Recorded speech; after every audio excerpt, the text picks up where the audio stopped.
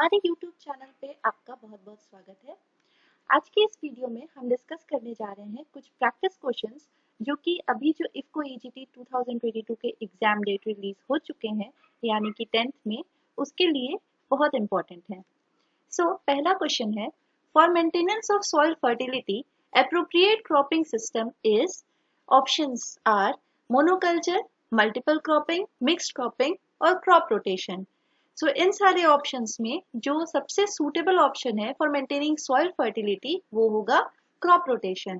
Crop rotation अगर हम एक टाइम सीरियल और उसके अगली बार लेग्यूम क्रॉप को ग्रो करते हैं, यानी हम एक तरह से क्रॉप रोटेशन फॉलो करते हैं, तो फर्टिलिटी सॉइल की मेंटेन रहती है।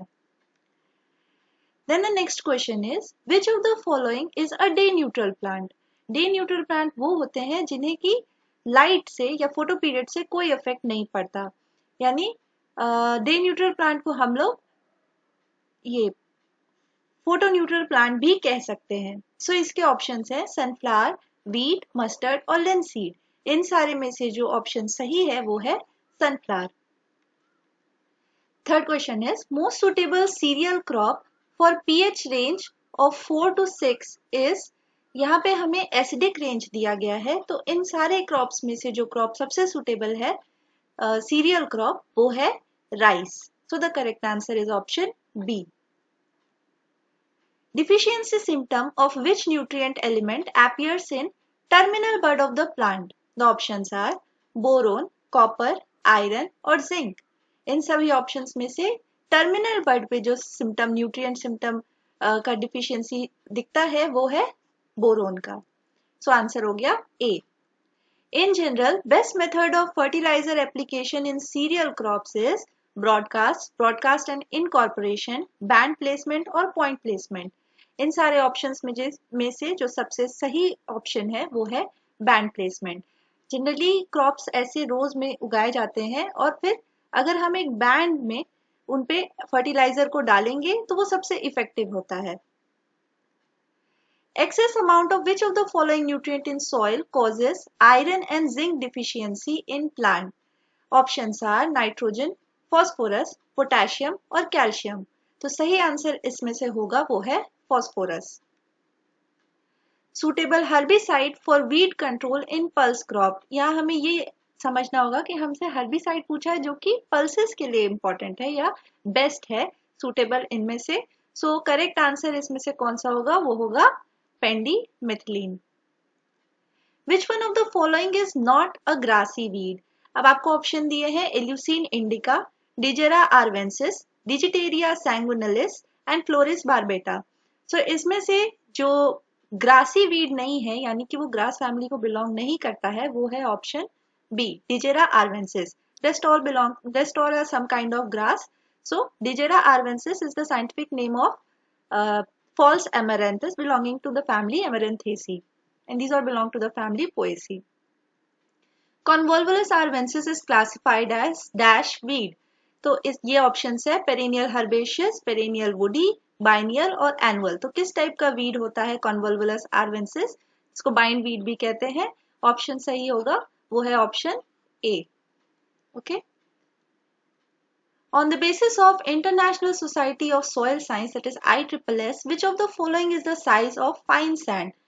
Options are 0.05 to 0.005 mm, 0.2 to 0.02 mm, 0.025 to 0.05 mm and 0.002 to 0.0002 mm। तो इनमें से जो सही आंसर है वो है ऑप्शन बी। ISSS के क्लासिफिकेशन के अकॉर्डिंग ये होता है फाइन सैंड का, और वही अगर हमसे पूछ लिया जाए USDA के हिसाब से तो वो हो गया 0.1 से 0.25। Okay. Which of the following is not a soil texture class? The options are sand, sandy, loamy sand and sandy loam। Texture class में जो नहीं होता है वो होता है सैंड, बिकॉज बाकी सारे सॉइल टेक्सचर क्लास को बिलोंग करते हैं। Which of the following is not a mineral horizon? Options are O, A, E and B।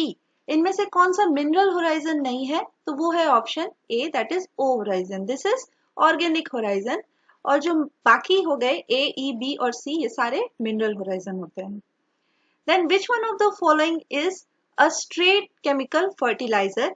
इनमें से स्ट्रेट केमिकल फर्टिलाइजर कौन सा है, तो वो है यूरिया। स्ट्रेट केमिकल फर्टिलाइजर यानी कि जो एक ही मेजर न्यूट्रिएंट जो है सो प्रोवाइड करता है, तो यूरिया जो है वो नाइट्रोजन प्रोवाइड करता है, बाकी सब में मिक्स्ड है, ठीक है। जैसे इसमें नाइट्रोजन फॉस्फोरस दोनों प्रोवाइड होता है। Then, which of the following pairs related to nutrient deficiency symptom is not correctly matched? यहाँ आपको ऑप्शन सारे दिए हुए हैं। अगर आपको ये मालूम है कि कौन सा सिम्टम ओल्डर लीफ पे और कौन सा यंगर लीफ पे होता है, तो आप इस क्वेश्चन को कर ले जाओगे। तो नाइट्रोजन का दिया है कि क्लोरोसिस सिम्टम जो है वो ओल्डर लीफ पे अपीयर होता है, कैल्शियम का टर्मिनल बड्स पे, सल्फर का यंगर लीव्स पे और आयरन का ओल्डर लीव्स पे। तो इनमें से जो ऑप्शन गलत मैच्ड है वो है ऑप्शन नंबर डी, बिकॉज ये जो है वो सबसे पहले टर्मिनल पे आते हैं, बाद में जाके फिर ओल्डर पे ट्रांसफर होते हैं, ठीक।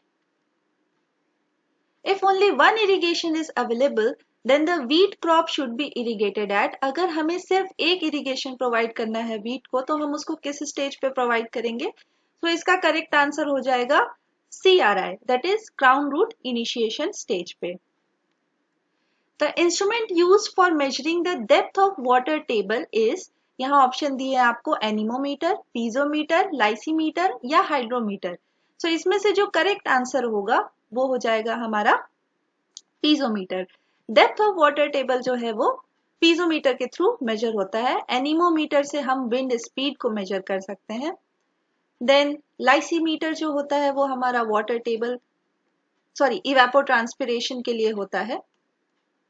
एंड हाइड्रोमीटर जो होता है सो स्पेसिफिक ग्रेविटी के लिए होता है, ठीक है। सो आंसर हो जाएगा piezometer. Rhizobium is a biological fertiliser, algal biofertiliser, fungal biofertiliser और पैथोजेनिक बैक्टीरिया।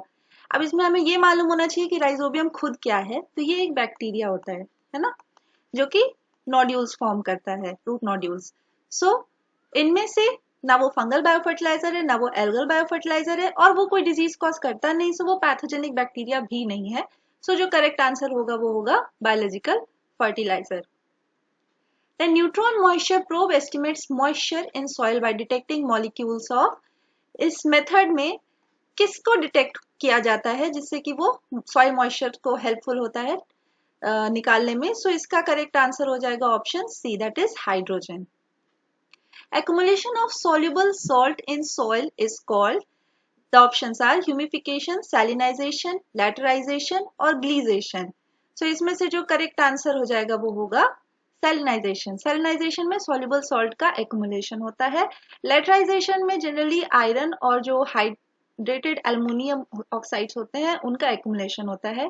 ग्लीजेशन होता है जनरली पेरेंट मटेरियल के ऊपर में एक ग्ली का फॉर्मेशन होता है, या हम कह सकते हैं ग्ले लेयर का फॉर्मेशन हो जाता है due to lack of oxygen, okay. The bulb of soil thermometer is molded at an angle of, the correct answer will be 120 degrees. The practice of controlling water erosion by cultivation of alternate erosion permitting and erosion resistant crop is, these are the options, mixed cropping, intercropping, strip cropping या relay cropping। मतलब एक layer में आपका erosion permitting crop होता है और दूसरे में इरोजन रेसिस्टेंट, तो ये हम जनरली देखते हैं किसमें, स्ट्रिप क्रॉपिंग में। Soil moisture measurement is done by neutron scattering method, lysimeter method, inflow-outflow method, Blenny-Cradle method. So इसमें से जो correct answer होगा वो होगा neutron scattering method. If an irrigation of 5 cm that would be applied to wheat and CPE value is 5.55, then what will be the IW/CPE ratio for wheat? CPE यानी cumulative pan evaporation।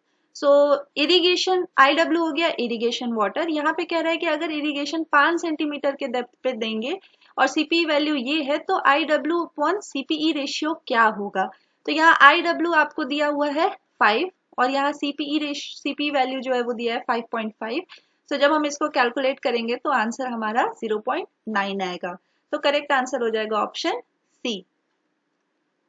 How much storm 30 EC is required for 3 hectare area if pendimethalin is recommended at 0.75 kg per hectare to control weeds in groundnut? यहाँ stomp 30 EC यानी कि पेंडिमेथिलिन हम कितना देंगे 3 hectare area के लिए जब रिकमेंडेड डोज ये है। तो अगर हमें हर्बिसाइड को कैलकुलेट करना है जो एक्चुअल डोज होगा वो हो जाएगा कि रिकमेंडेड कितना है यानी कि 0.75 डिवाइडेड बाय जो इसका एक्टिव इंग्रेडिएंट है यानी कि 30 इंटू 100 और इंटू एरिया इन हेक्टेयर। तो यहाँ कितने एरिया का निकालना है हमें 3 हेक्टेयर एरिया का है। तो ये जब हम कैलकुलेट करेंगे सो ये आएगा हमारा 7.5। Okay, so it will be 7.5 kg per hectare. Answer is option B. Acid soils can be reclaimed by adding lime water, using basic fertilizer, growing acid tolerant crops or adding gypsum. The correct answer will be adding lime material. Generally calcium carbonate जिनमें होता है उन्हें जब हम add करते हैं तो acid soils को reclaim यानी कि ठीक किया जा सकता है। जिप्सम को हम कब ऐड करते हैं जब हमें अल्कलाइन सॉइल का रिक्लेमेशन करना होता है। तो करेक्ट आंसर यहाँ पे हो जाएगा ऑप्शन ए यानी कि एडिंग लाइम मटेरियल। ठीक है, ऑल्सो आप हमारे फ्री मॉक टेस्ट को वेबसाइट पर जाके प्रैक्टिस कर सकते हैं। अभी ये आपके लिए बहुत ही जरूरी है कि आप ज्यादा से ज्यादा क्वेश्चन प्रैक्टिस करें। तो do visit our website www.iexambee.com. Thanks for watching. Also don't forget to subscribe our AgriBee channel to get the regular agriculture updates.